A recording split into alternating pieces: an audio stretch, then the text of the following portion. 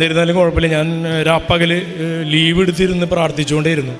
എന്നെ കൊണ്ട് പറ്റണ ദിവസങ്ങൾ ഉറങ്ങാനും ഭക്ഷണമൊന്നും കഴിക്കാതെ ഫുൾ ടൈം പ്രാർത്ഥന അത്രമാത്രം ഞാൻ ചെയ്തുള്ളൂ. മാതാവിനോട് ഞാൻ പണ്ടേ പ്രാർത്ഥിക്കുന്നതാണ്. വളരെ ചെറുപ്പം തൊട്ട് ഞാൻ കൊന്തയൊക്കെ ചൊല്ലി 3 പ്രാവശ്യം ബൈബിൾ വായിച്ചു കഴിഞ്ഞ ആളാണ്. പക്ഷെ അപ്പോൾ ആ ഒരു ധൈര്യമൊക്കെ ആയിരിക്കും എനിക്ക് അങ്ങനെ മുന്നോട്ട് പോകാൻ പറ്റിയത്. അങ്ങനെ ഇവൻ 7-ാം മാസം 8-ാം മാസമൊക്കെ കടന്നു പോയി.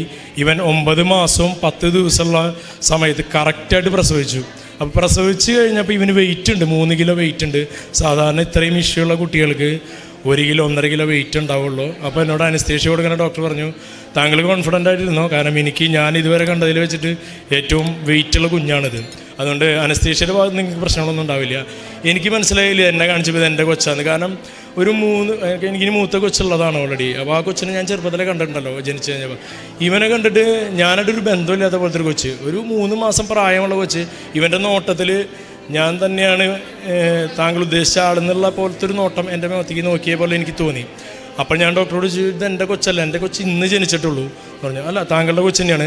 അപ്പോൾ ഈ കൊച്ചിന് ഞാൻ പറഞ്ഞപ്പോൾ ഞാൻ പേടിച്ച് പറിച്ചിരിക്കുകയാണ്, എന്താണ് സംഭവിക്കാൻ പോകണമെന്ന് അറിയാത്തതുകൊണ്ട്.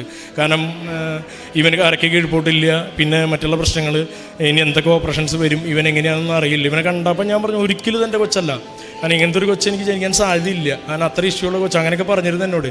ജനിച്ചാൽ കുറച്ച് ദിവസം ഉണ്ടാവുള്ളൂ, എപ്പോൾ വേണമെങ്കിലും എന്തും സംഭവിക്കാം എന്നൊക്കെ പറഞ്ഞു. അങ്ങനെ ഇവനെ ജനിച്ചു. അപ്പോൾ ഡോക്ടർ പറഞ്ഞു, ഇവനെ കണ്ടിട്ട് ഇവന് ഒരു പ്രശ്നമില്ല, ഈ പറഞ്ഞ ഒരു കുഴപ്പങ്ങളും ഇവനില്ല.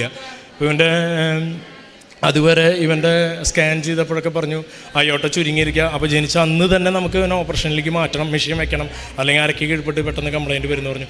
അങ്ങനെ ആ സ്കാൻ ചെയ്തിട്ട് ഇവനെ ജനിച്ച് ആദ്യം തന്നെ ഞങ്ങളൊന്നും തന്നില്ല, നേരെ സ്കാൻ ചെയ്യാൻ കൊണ്ടുപോയി.